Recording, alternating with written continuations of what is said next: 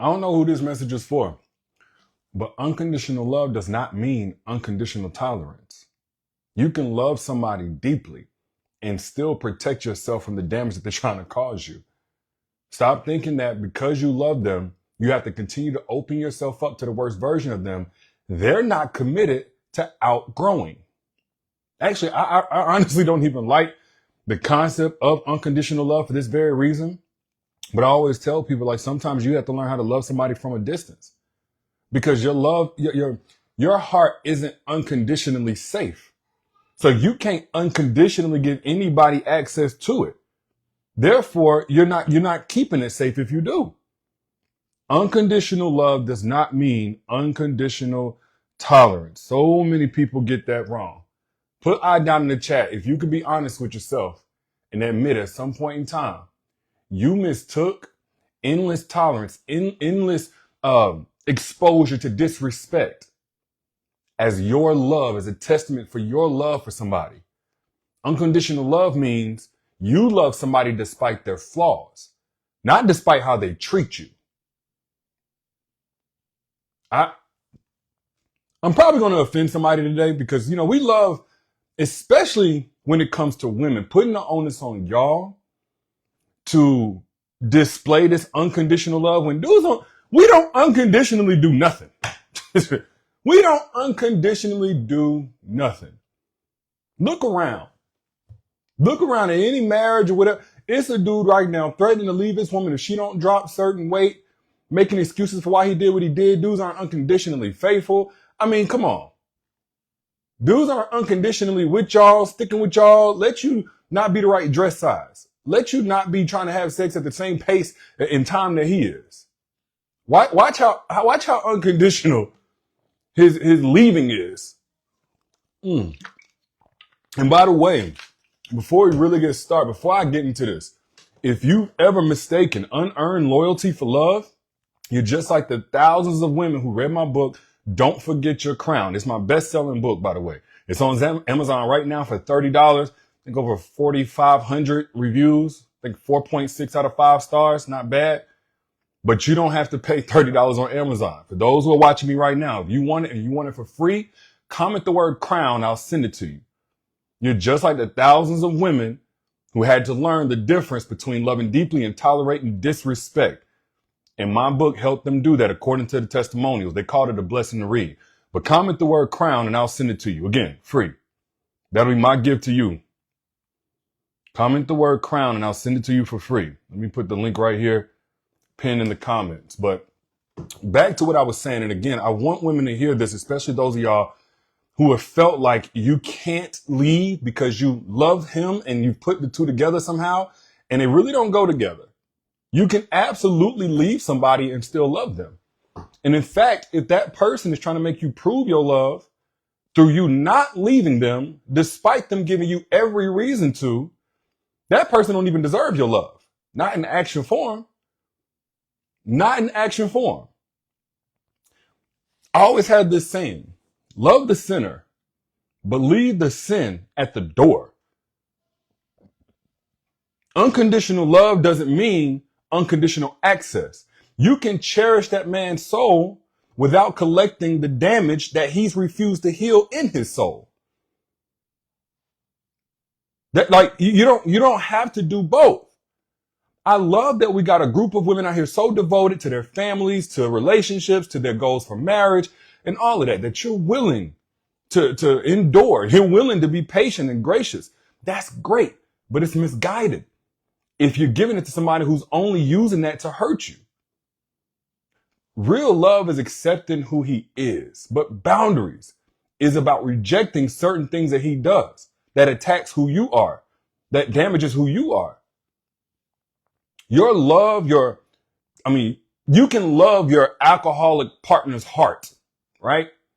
You can love their potential. You can love his good qualities. That's unconditional love.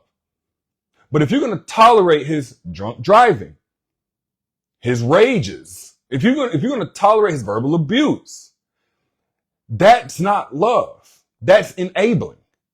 You can love somebody unconditionally while having conditional boundaries about their behavior. It's more so about managing access, Not tearing down the person, not condemning them, not telling them they're going to hell, not none of that. But also not continuing to stay in a proximity that they've made unsafe for you. I love you and I won't accept being screamed at is a complete sentence. Love the person, but limit their poison. Love the person, limit their poison. Because at the end of the day, your tolerance is not medicine. It's not. It's morphine.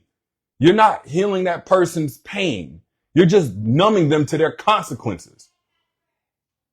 When you cushion every fall, they never learn to stop jumping off cliffs. And I'm not trying to victim blame, but I just want to call a spade a spade. You become an enabler after a while. When it's no longer a surprise what they do, you're now enabling. Your acceptance of unacceptable behavior is their permission slip to stay broken. Now, I hope this makes sense to somebody. I'm not trying to offend, but I also, if this convicts you to make a move, then good. Matter of fact, if you agree with anything I've said so far, let me know by putting facts down in the comments. If I'm speaking facts, put facts. If I'm lying, tell me I'm lying. But I feel like every time that you forgive without that person changing their behavior, every time you stay without them improving anything, every time you stick around for another round of the same hurt, you're not demonstrating love. You are demonstrating that their behavior doesn't have any consequences. And so they learn that apologizing just verbally, not in action form, but verbally, that's enough.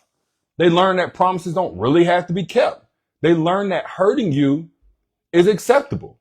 Your unconditional tolerance becomes their unconditional license to remain toxic. What up, Claudine? I see you.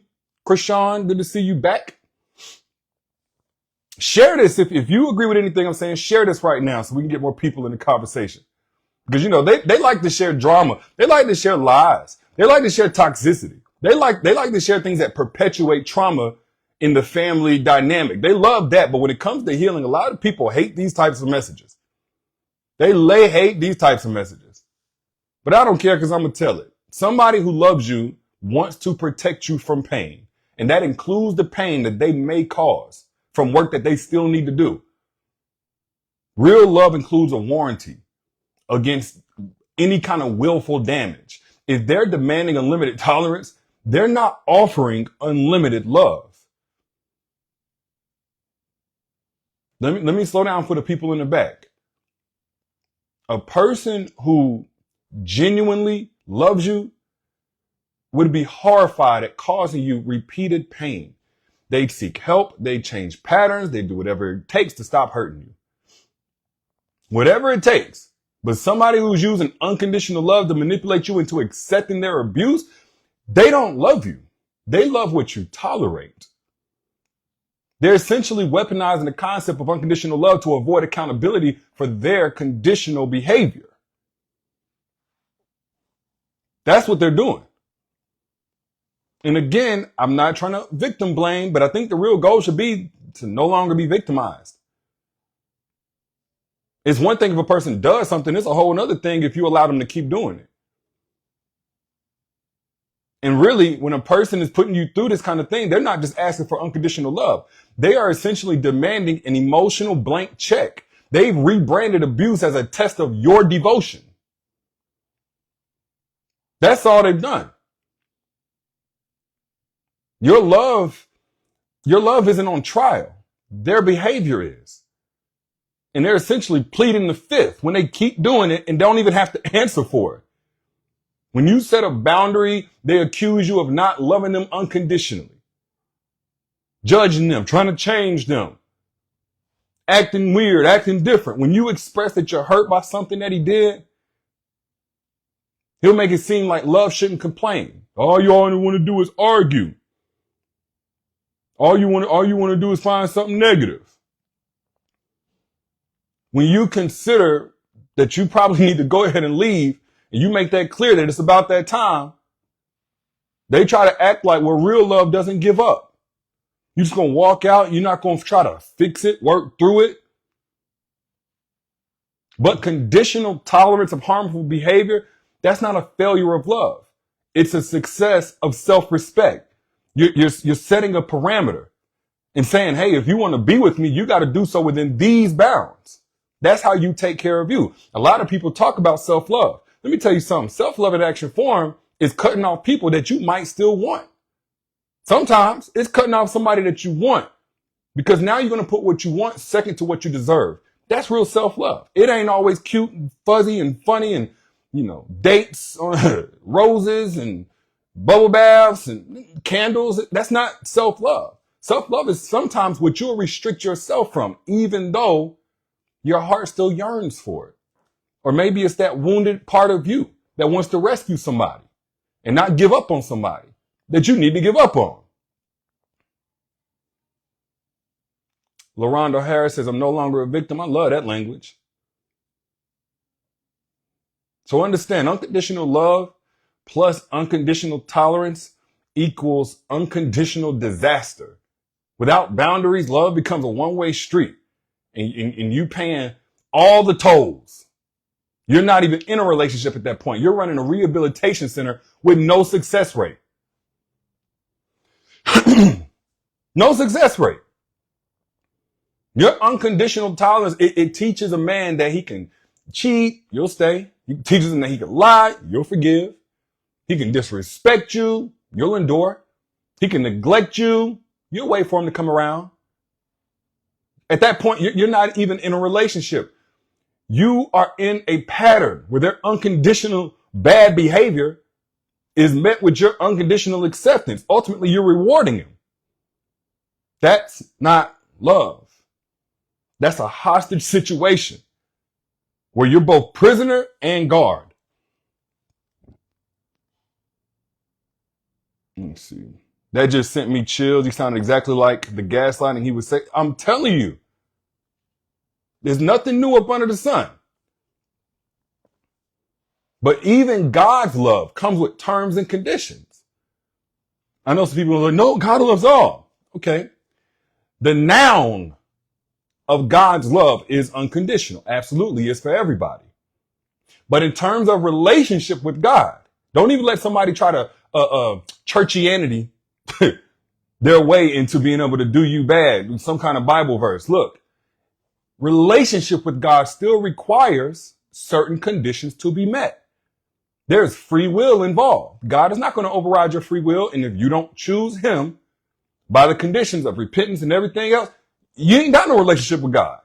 Now, we're not going to get all super, religious. And I'm not here to go back and forth with nobody about the Bible. I just want to clear that up because a lot of times they try to leverage that.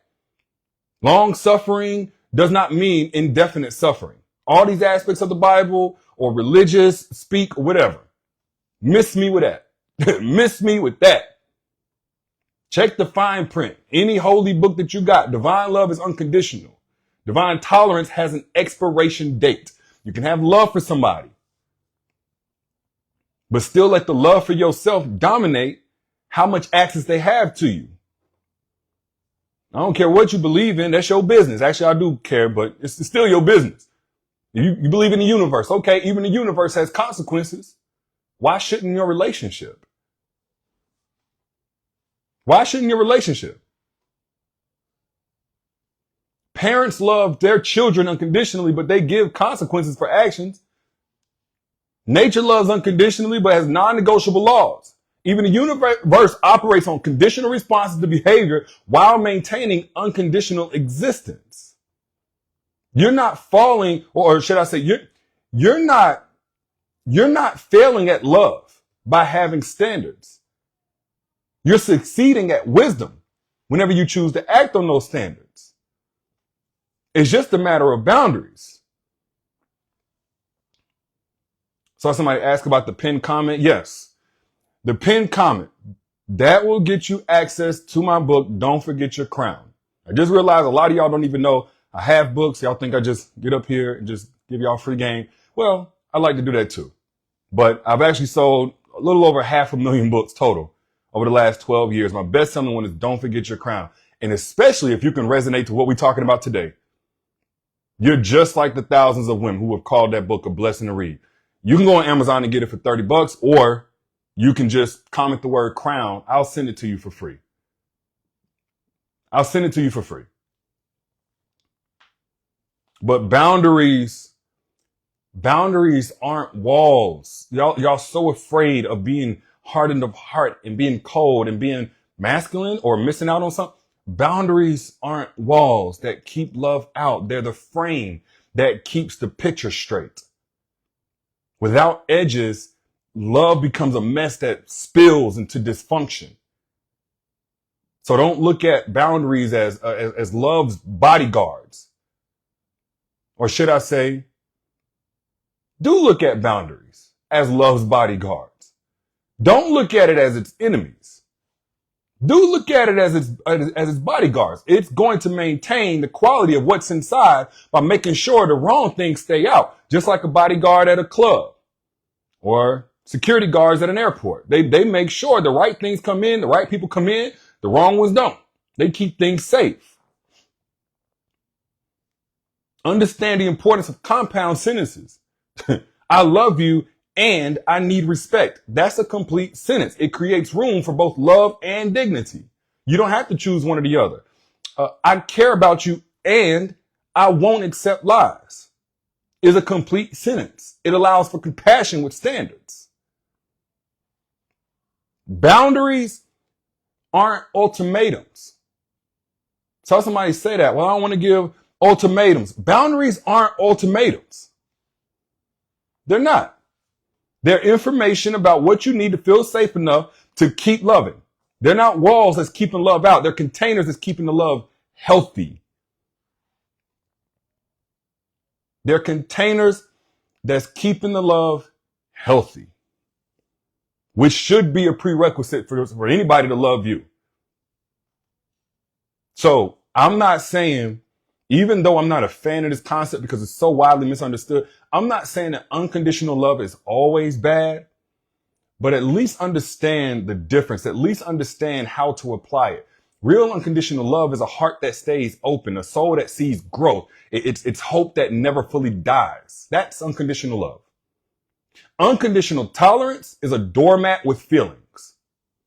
It's an emotional punching bag with a pulse.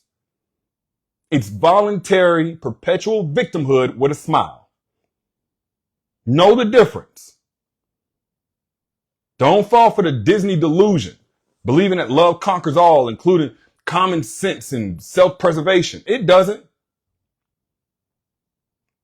It doesn't. Abusers turning unconditional love into a guilt trip with no return ticket. Oldest trick in the book. Oldest trick in the book. Now, I talked about this in my book, Don't Forget Your Crown, How to Avoid Trauma Bond James Bond. When dysfunction feels like depth and intensity masquerades as intimacy. He can make you feel high highs that'll help you tolerate those really dangerous lows. And you never go anywhere because now your central nervous system is addicted to that volatile nature. But at some point you discover that real love gets stronger with structure. It doesn't get weaker with walls. Or should I say again, boundaries, parameters. At some point you learn that people who truly love you will respect your boundaries, like stop signs. They're not going to treat them like suggestions that they may or may not adhere to. At some point you realize that unconditional love with conditional tolerance, that's the recipe for relationships that last, not relationships that damage. So I don't know, again, who this is for. I don't know who needs to hear this, but your love is beautiful. Don't change that part. Don't let anybody convince you that having standards makes it smaller. The same heart that loves unconditionally, it deserves to be protected conditionally. Your boundaries, they aren't love failures. They're love's security system. Enforce them. Speak up on them. Stand on them. Stand on them. Don't be afraid. And if you've ever had a hard time think somebody just said it. Whitney, how do you break away from that ugliness? I was just about to say that. That's exactly why I wrote my book, Don't Forget Your Crown. Because I can tell you about it here. That goes more in depth with exactly what boundaries you need to set. And again, if you haven't gotten it, I'm not trying to sell it to you. You can go on Amazon and purchase it if you want. It sells just fine, but it's for $30 on Amazon. Or you can get it for free. I'll give it to you. Comment the word crown. I'll give it to you. I put the link somewhere close to this if you don't see it.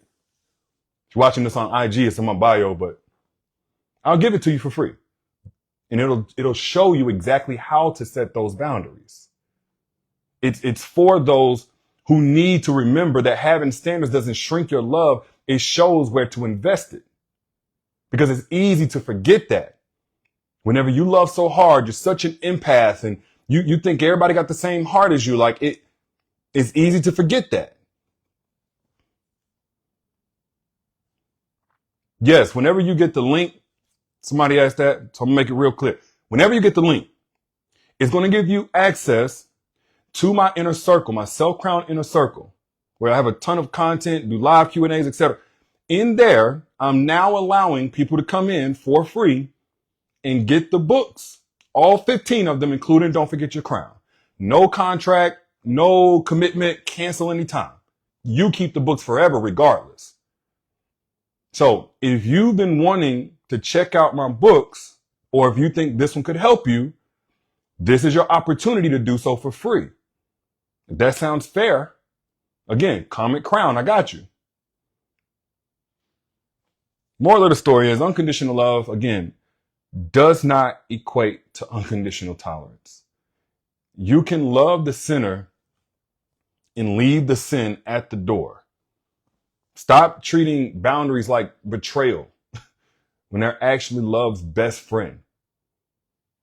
The difference between a partner and a parasite is whether they respect your limits or they feed on your lack of them. Don't get it twisted. We've been lied to. We've been bamboozled. We've been fed this notion that, your love is some type of rehabilitation center with a heart. When in reality, you're a human who deserves reciprocity, not just reasons to forgive. We love the idea of love without limits. That's beautiful. But tolerance without limits is dangerous.